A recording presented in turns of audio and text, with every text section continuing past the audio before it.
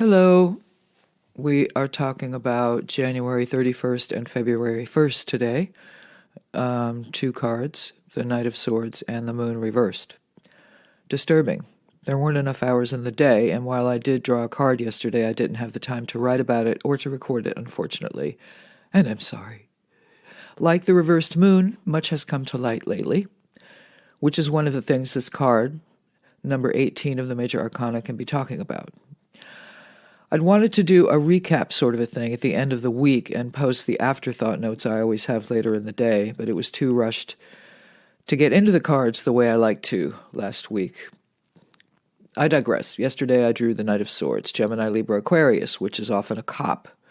And the attacking cops of the week are beyond words, beyond comment, beyond belief.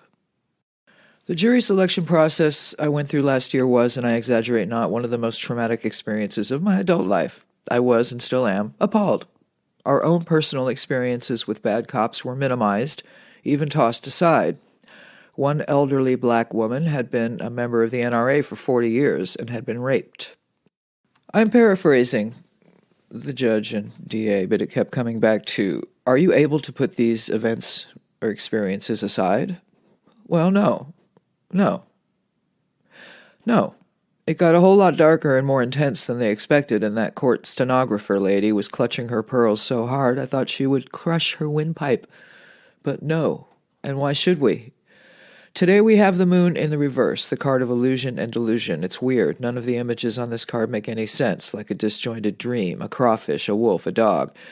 And are we supposed to follow that path that seems to lead out to the mountains, to the moon, huge and luminous at the horizon? Things are not what they seem in the moonlight. The reversed moon is said to reveal what has been obscured, distorted. In that sense, this is a positive card. There are a few rocks on the shore of a murky, stagnant pool of water from which the creepy crawfish crawls. Turn over a rock and you'll find a scorpion. Which is interesting because I believe that's what the cops called themselves, and I'm willing to bet at least one of them has a scorpion tattoo.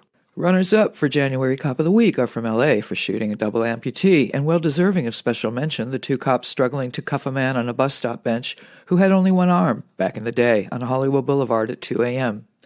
I pulled over and believe I actually did yell, but he's unarmed, hoping to defuse the situation, but one of the cops was in no mood and started to come at me.